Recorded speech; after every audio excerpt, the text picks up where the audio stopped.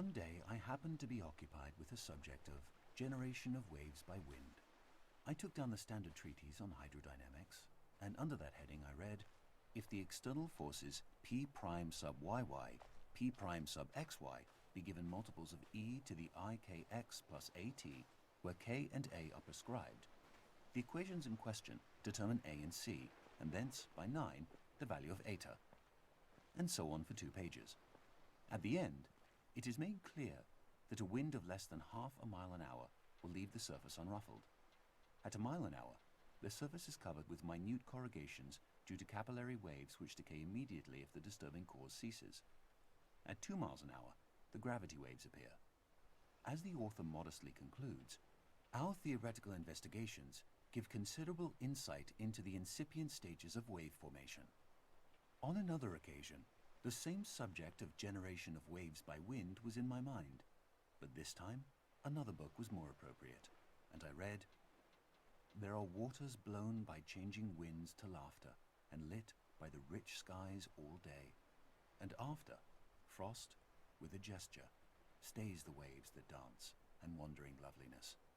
He leaves a white unbroken glory, a gathered radiance, a width, a shining peace under the night." The magic words bring back the scene. Again, we feel nature drawing close to us, uniting with us, till we are filled with the gladness of the waves dancing in the sunshine, with the awe of the moonlight on the frozen lake. These were not moments when we fell below ourselves. We did not look back on them and say, "It was disgraceful for a man with 6 sober senses and a scientific understanding to let himself be deluded in that way. I will take Lamb's hydrodynamics with me next time." It is good that there should be such moments for us. Life would be stunted and narrow if we could feel no significance in the world around us beyond that which can be weighed and measured with the tools of the physicist, or described by the metrical symbols of the mathematician. Of course, it was an illusion. We can easily expose the rather clumsy trick that was played on us. Ethereal vibrations of various wavelengths, reflected at different angles from the disturbed interface between air and water, reached our eyes, and by photoelectric action caused appropriate stimuli to travel along the optic nerves to a brain center. Here, the mind set to work to weave an impression out of the stimuli.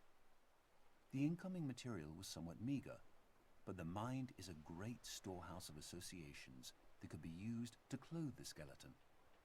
Having woven an impression, the mind surveyed all that it had made and decided that it was very good.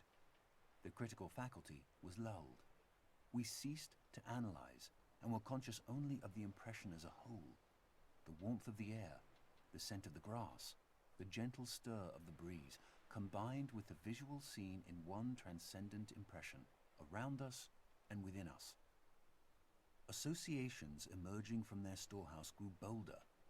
Perhaps we recalled the phrase, rippling laughter. Waves, ripples, laughter, gladness. The ideas jostled one another. Quite illogically, we were glad, though what there can possibly be to be glad about in a set of ethereal vibrations no sensible person can explain.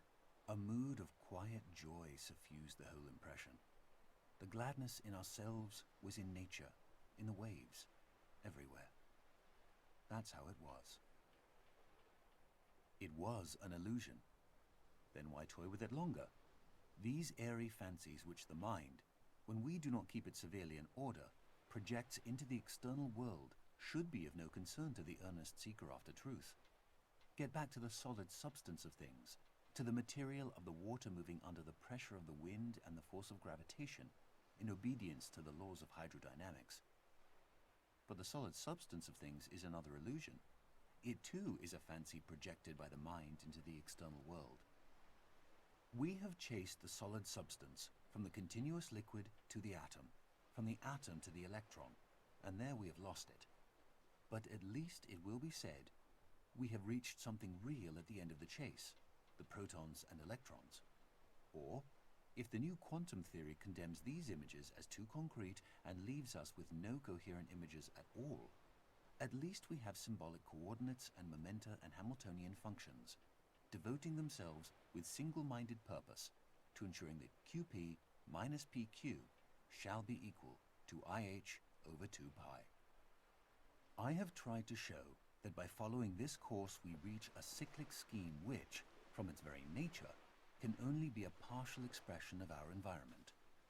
It is not reality, but the skeleton of reality. Actuality has been lost in the exigencies of the chase. Having first rejected the mind as a worker of illusion, we have, in the end, to return to the mind and say, here are worlds well and truly built on a basis more secure than your fanciful illusions. But there is nothing to make any one of them an actual world. Please choose one and weave your fanciful images into it. That alone can make it actual. We have torn away the mental fancies to get at the reality beneath, only to find that the reality of that which is beneath is bound up with its potentiality of awakening these fancies. It is because the mind, the weaver of illusion, is also the only guarantor of reality, that reality is always to be sought at the base of illusion. Illusion is to reality as the smoke to the fire. I will not urge that hoary untruth, there is no smoke without fire, but it is reasonable to inquire whether, in the mystical illusions of man, there is not a reflection of an underlying reality. Arthur Eddington, 1927.